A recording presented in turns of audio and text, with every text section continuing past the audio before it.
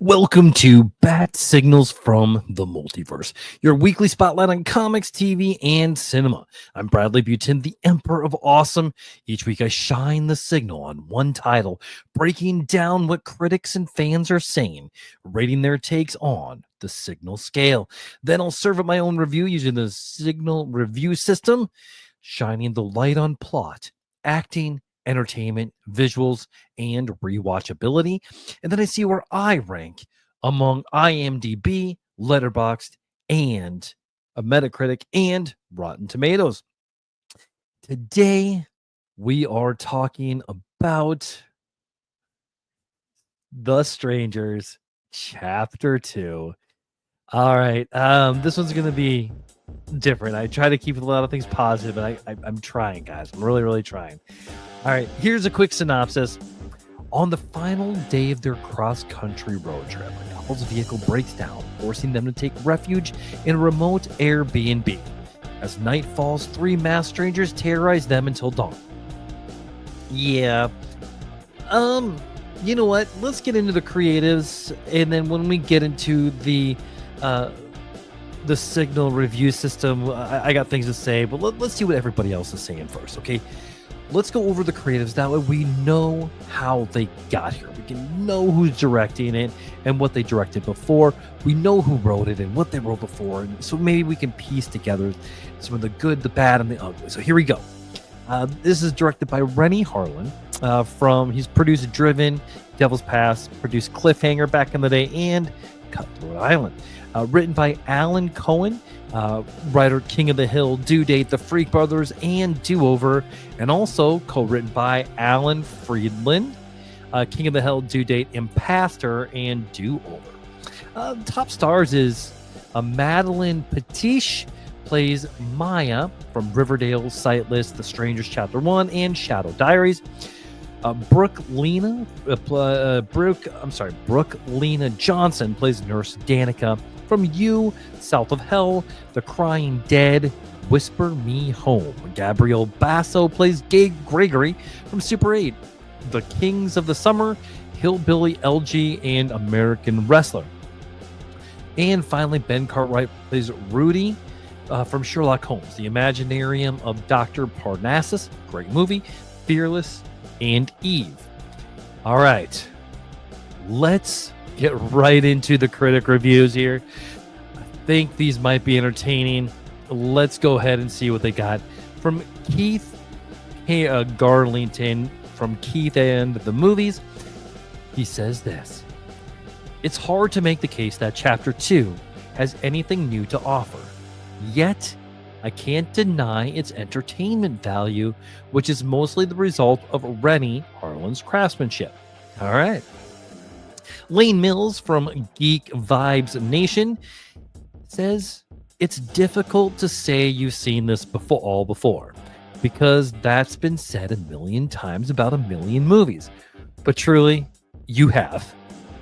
Anything The Strangers Chapter 2 does well, it owes to much better and more influential works. Ouch. Carla Hay from Culture Mix says, it just might have the stupidest crime victim in one of the worst horror sequels of all time. The protagonist constantly and deliberately runs away from safety and runs toward danger, as if she wants to get murdered. It's also a heinous to watch. I don't disagree with that 100%. Next, Jesse Hassinger from Paste Magazine. For roughly the length of a TV episode, it floats above its ugly franchise architecture in a dreamlike state of divine ridiculousness. I love that, divine ridiculousness. I'm going to use that at work at least 3 times tomorrow. Jesse Hassinger from Paste Magazine, I promise. Next, Emma Wolf from Spooky Astronauts. There are so many moments that don't make sense. Just little tiny inconsistencies. You're not wrong, Emma Wolf. You're not wrong. And finally, Molly Henry from the Blogging Banshee. The Strangers Chapter 2 is a welcome improvement over the first film. upping the intensity as it adds to the lore in unexpected ways, but will certainly polarize audiences. Okay, let's go ahead and rate the reviews. Here's what the internet's got to say today.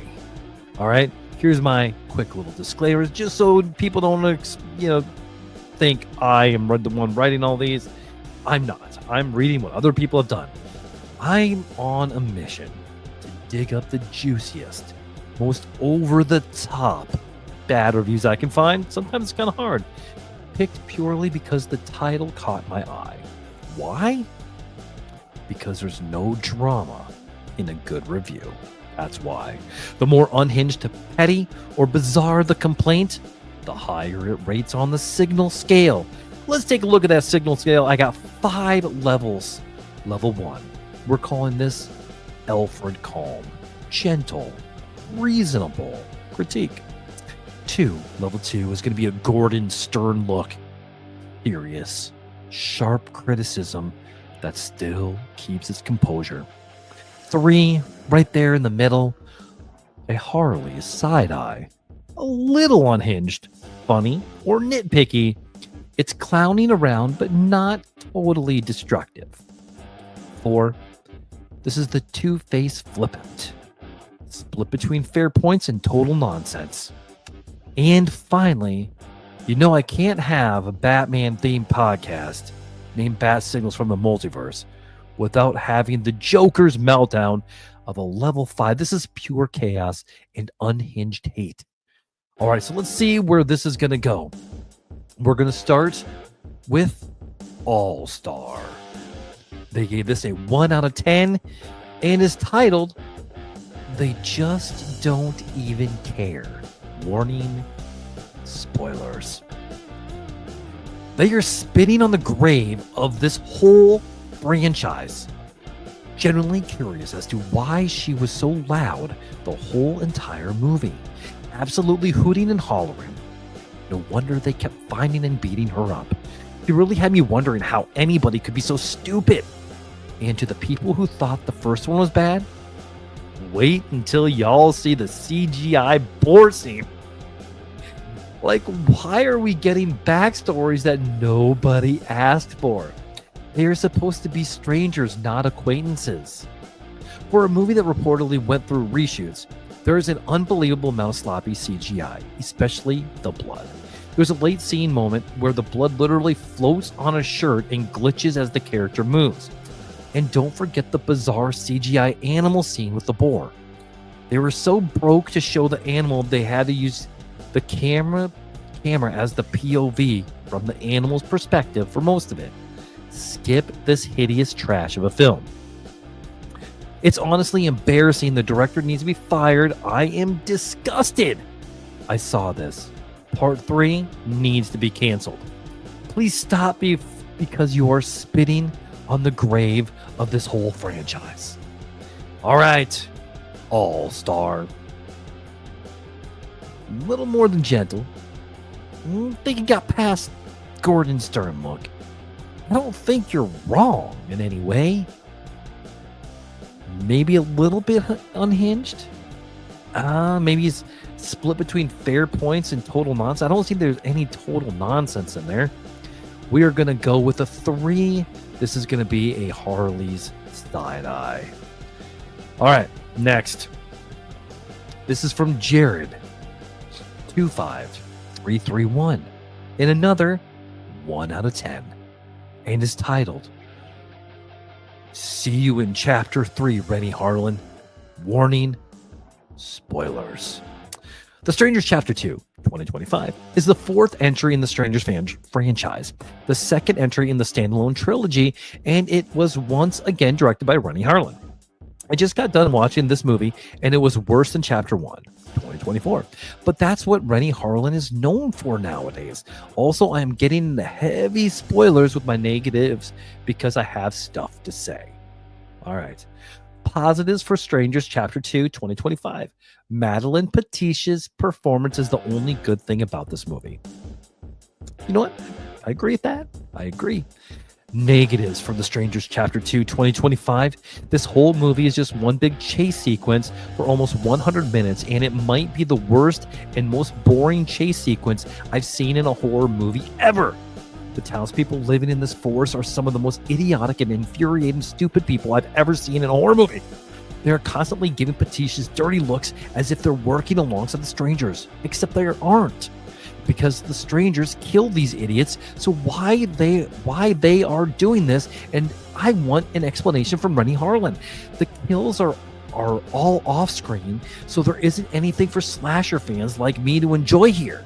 There is a sequence where you have Madeline Patish running from and killing a CGI boar because Rennie Harlan wanted to remind me that he is the idiot who directed The Legend of Hercules 2014. You literally have Madeline Patish's kill pin-up girl, and the movie tries to make us feel sorry for Scarecrow and Dollface. We don't feel anything for them because they are killers. And finally, the movie gives us an answer as to who Tamara is by showing us flashbacks when Pin-Up Girl was a child, being jealous of Tamara talking to a boy. Murders Tamara in cold blood and is holding hands with the boy who is literally Scarecrow as a child. Overall, The Strangers Chapter 2 2025 is the worst horror movie of 2025, and another painful reason why Rennie Harlan just doesn't have the sauce anymore when it comes to his work as a filmmaker. And if Chapter 3 is somehow worse than these two movies, I'm going to punch Rennie Harlan in the balls. All right. Well, I'm amused. I'm amused, Jared 25331. Where are you on the signal scale? You're not Alfred Collin. We're going to go past level 1. Definitely going past Gordon Stern look. Harley Side-Eye, you're more than a little unhinged, I think.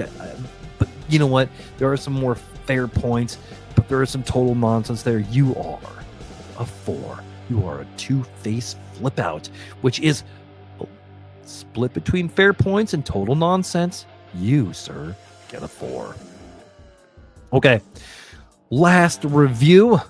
And this one is from Movie Man 6-413-929510.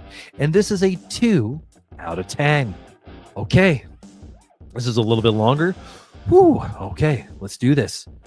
This is titled Now Also Copies Other Horror Films, plus giving the killers a backstory actually goes against their title. Yeah. All right. The Strangers Chapter 2 is the sequel to the first part, which came out last year. As the beginning of a planned new reboot version of The Strangers, the sequel is again directed by Rennie Harlan, who also directed the first film. After surviving her encounter with the Strangers' killers, Maya, Madeline Patish, must recover in the hospital. But when the killers learn that she is still alive, they try to finish their murder case once and for all. Maya must try to survive the unknown mass killers, but the question remains, who can she still trust? The first film is a slasher reboot series already didn't come across as strong or successful, since it's largely tried to copy the original film in a weaker way. Yet this sequel asks you to remember that weaker film, but the copied moments from the original may have already faded or became unclear. With this sequel, you would therefore expect more originality, but unfortunately, they chose instead to simply mimic others' well-known horror films and recreate their moments in simpler, cheaper ways.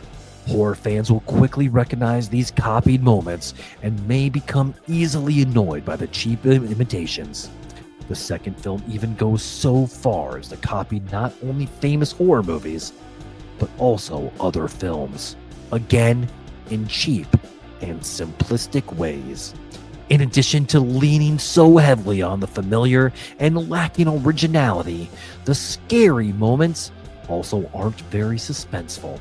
Most of them remain predictable, or you can pretty much foresee what's going to happen in the scenes, which makes them come across as flat. They also play it safe with the murder scenes. Most of the time you don't clearly see them, and you only end up with the remains of fake bloody corpses.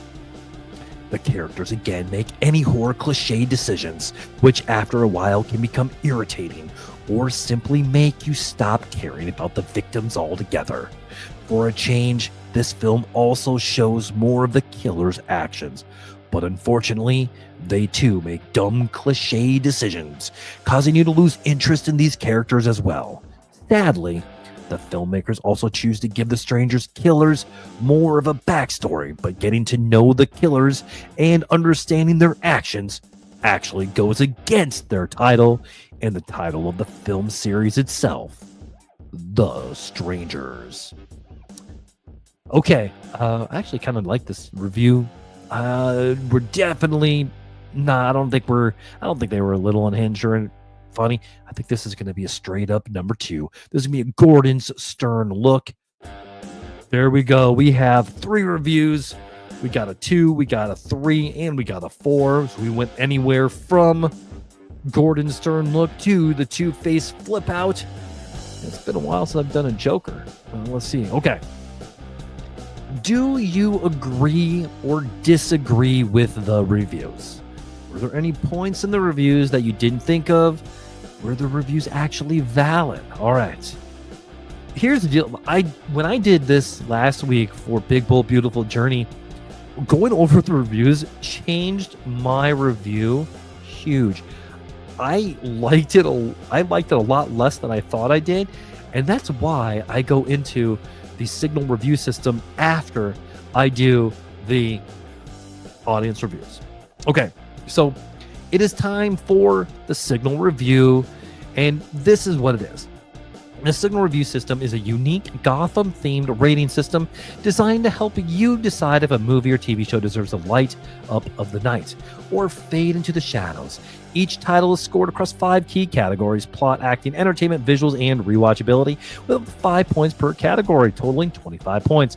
Bonus points can be awarded for standout elements, legendary performances, iconic moments, or deducted for major missteps, plot holes, cringe factor. Final score determines if it's a light up the night or shut it down, because not every story is worthy of a signal, and that's where the Signal review system comes in. Okay, so we got 5 categories: plot, writing, entertainment, visuals, and rewatchability. Let's go ahead and get into it. Plot. Okay, you heard the reviews, and here's where the plot goes, because they filmed the 3 movies as in to be one full movie, like a book. Like chapter 1, 2, and 3 is all supposed to be one, which means the first movie was all chapter, like the first part of a movie. This was all the middle of the movie, and then 3 is going to be the ending. So you have to think of it like that. But there again, it's going to be easier to do that when these movies came out like maybe a couple months apart from each other. And I don't know if that was the original plan or not.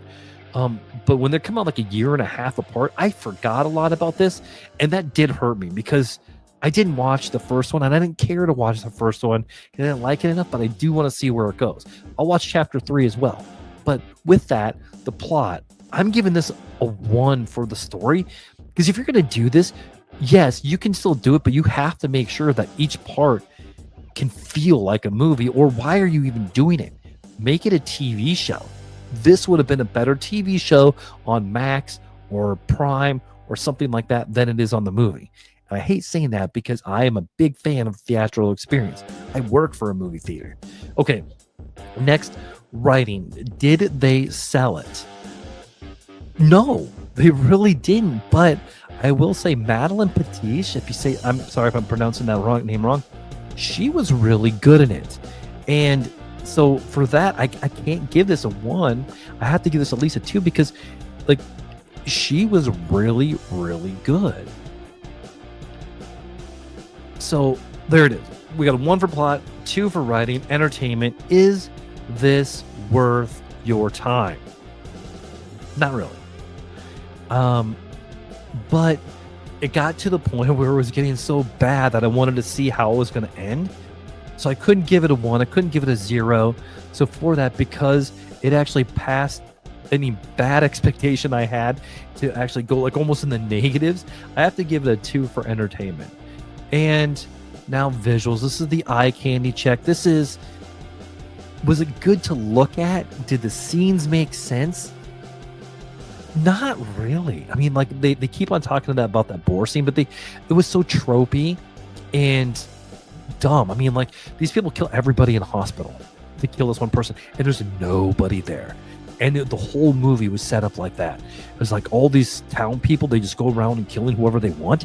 I mean, like it just got to the point where like, okay, I get it. And you got to get immersed into the movie fog. I'll get that more in a minute. But it's not worth it, man. Not worth it. Visuals. So I'm gonna give this a 2 because there was some destiny that I did jump once. This is now rewatchability. Would I watch this again? No. No. And I'll tell people not to. I'm not at work, but at home on here vocally, yeah, don't watch it, man. It's not good. 0. All right. Bonuses, penalties. And this one got some penalties. I'm going to give this -1 for ultimate cringe factor because there was a lot of cringe in this movie. I'm going to give this a -1 for predictability because you could see everything coming. The foreshadow, it was pretty bad. It was pretty bad. And I'm going to give this another -1 for no movie fog because it's not a movie. It's a middle of a movie. And in the middle of a movie, you already have to be invested in that property. And I wasn't. So -3 points there. So out of 25 points, Strangers Chapter 2 is getting 4. 4 out of 25. And Madeline Patiche, if it wasn't for you, we'd probably looking at 1 of 25. Maybe this is the worst movie I've seen this year. And I hate being negative, but it is what it is. All right. So 4 out of 25. There it is. And it's time for the final verdict. Let's go ahead and see where I rank in my review with all the other guys. Okay, so in the Signal scale, in the Signal review system, I ranked it a 4 out of 25. I gave it 3 penalties because, and I feel they're worth it. I definitely feel like they're warranted. IMDb gave this a 4.9 out of 10. So I gave this a 4 out of 25. I think I'm a little bit below them, but I think we're tracking about the same. Okay. Metacritic, the Metascore is 30 out of 100. Again, I'm probably more in line with that. That's only out of 9 critic reviews. And the user reviews is 3.2 out of 10. And now that's out of 5 user reviews. So I think I'm probably more in line with that. Letterboxd is a 2.1 out of 5, which is closer to that half. And so I'm thinking a lot lower on than Letterboxd is on there. Rotten Tomatoes on the tomato meter gave this an 18%. In the popcorn meter, that's their audience score is 58%. Okay, so there it is. There's all the reviews for the big guys for The Strangers Chapter 2. Let's talk a little bit about the Signal notes. These are my reviews that I put out there on TikTok and the shorts. I did Predator Kills the Marvel Universe. I gave that a 22 out of 25. It's a comic. Go check it out. It's amazing. And Exquisite Corpses, number 5. It's one of my favorite comics of the year. It's in the middle game right now, so I had to drop it a little bit, but it's still really good. Go check it out. Check out the TikToks at Nerd Positive 1, pretty much anywhere, and or Bat Signals from the Multiverse. There it is, guys. There we go. That's it for the week's Bat Signal. If you agree, disagree, or just want to sound the alarm, drop a comment or send the signal on TikTok or YouTube. Don't vanish into the shadows. Follow the podcast, hit that 5-star review, and keep your eyes on the sky. The signal never fades. For more quick hits between episodes, check out TikTok and YouTube for the next call. Stay sharp, stay vigilant, and always answer the signal. Until next time.